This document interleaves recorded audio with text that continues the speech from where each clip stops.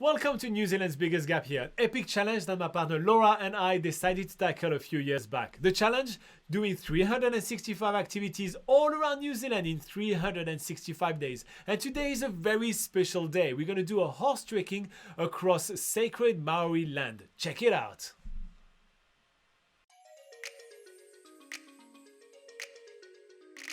So we just arrived in Iwitea, where there is an amazing out on the limb horse riding company. Laura and I just can't wait. Yeah. Our tour starts in the small settlement of Iwitea, which is about 15 kilometers away from Wairoa in the Hawke's Bay region. And once we get there, we're getting geared up for our horse trek and getting used to the horses that we're going to be riding today, taking them around the paddock and getting to know them. Lucky Luke had Jolly Jumper, Link had Epona, Frank Hopkins had Hidalgo, Gandalf had Shadowfax, Zorro had Tornado, Woody had Bullseyes, King Arthur had Hengroen, and today Laura is riding Gallon and Robin is riding Rocky. And by the way, if you did understand every single one of my references, stick it in the comment.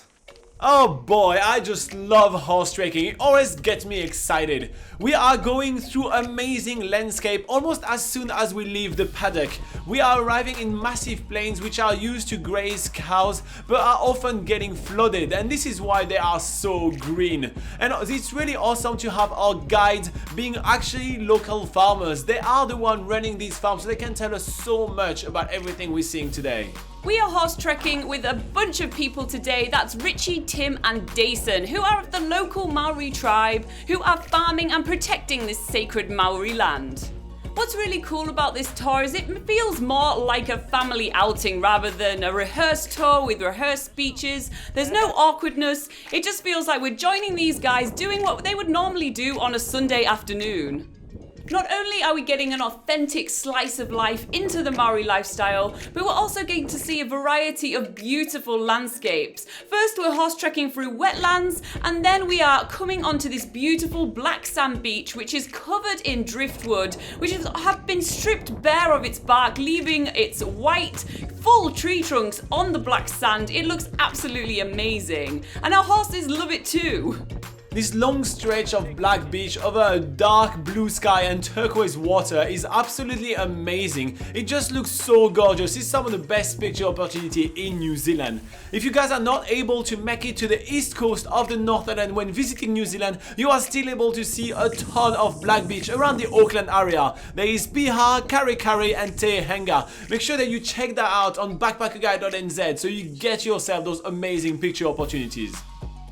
As we are getting off the black beach, we are now climbing the massive mount which is peaking right in the middle of all this wetland. It offers us amazing surrounding views of the areas, and we take the time to embrace the views before making our way back down. This hill also has a massive Maori significance, tells us our guide. In short, the story says that this massive hill is representing a whale because Iwitea is known as the land of the 7 whales. After a short stroll around the wetlands, our guides are stopping to check out their eel nets. Eels, or tuna in Maori, is one of the main food staples in their culture. And as we are stopped, they also take the time to tell us more about this Maori legend. I'll tell the story because Robin is really rubbish at telling stories, but in short, this hill that we just trekked over was a lazy whale called Hokanui, who was turned into a hill because he slept in and he got stranded. But you'll find that a lot of the Maori legends do have morals to the story like that, and also Maori are really amazing storytellers. They tell their stories in such captivating ways, and you'll find that on a lot of tours that you go on around New Zealand. After trekking across a wetland, across a beach, over a hill, we are now trekking in a brand new area, joining some other four-legged friends in a cattle paddock. Our guides tell us that this whole area used to be covered in a plant called flax, and even a flax mill was set up here to make rope out of this really strong plant. Even traditionally, the Maori used to use it to make clothes and baskets and all sorts of things. But this area also marks the end of our tour as we're coming back to the stables for our horse to get a wash and dirty themselves back up again.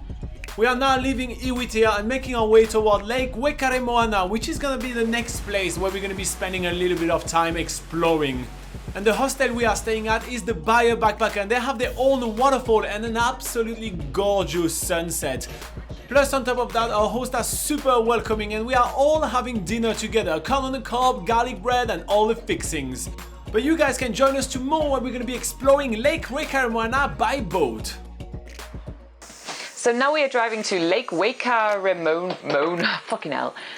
And now we are driving to Lake Wairoa, fucking hell. Lake Wairoa. So now we are driving to Lake Wairoa.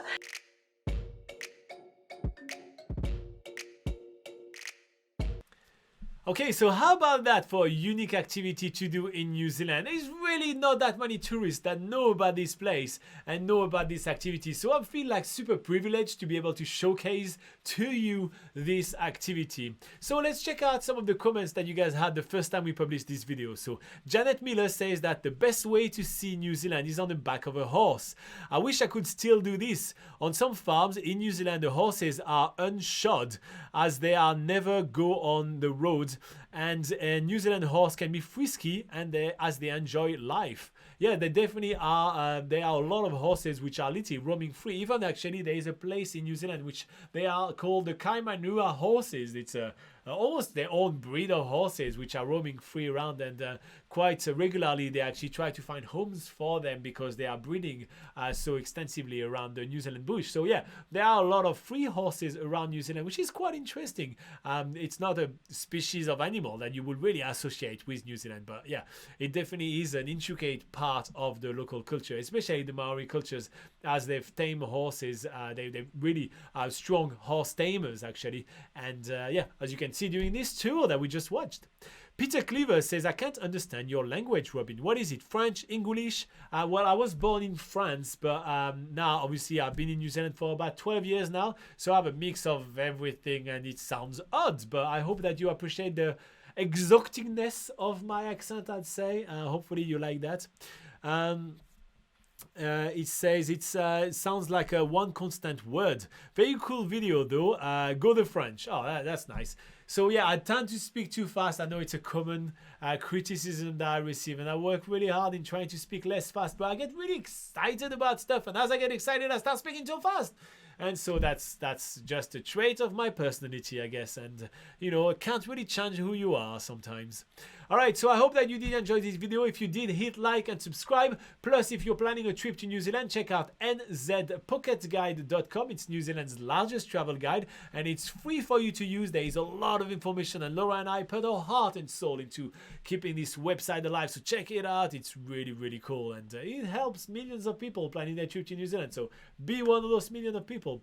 You can also join us during one of our awesome live sessions. It's happening every week on Sundays at 8 AM New Zealand time. We're here to answer all your questions about traveling in New Zealand, so yeah, join us then. It's a lot of fun to hang out together. In the meantime, keep traveling awesome, stay awesome yourself, you know, make sure you take care of yourself, and I hope to see you in one of our next videos. We have plenty of videos coming out throughout the whole week, and again, our live sessions are a really fun place to hang out together, so maybe just consider joining us for one of those. It is definitely worth doing. In the meantime, bye bye.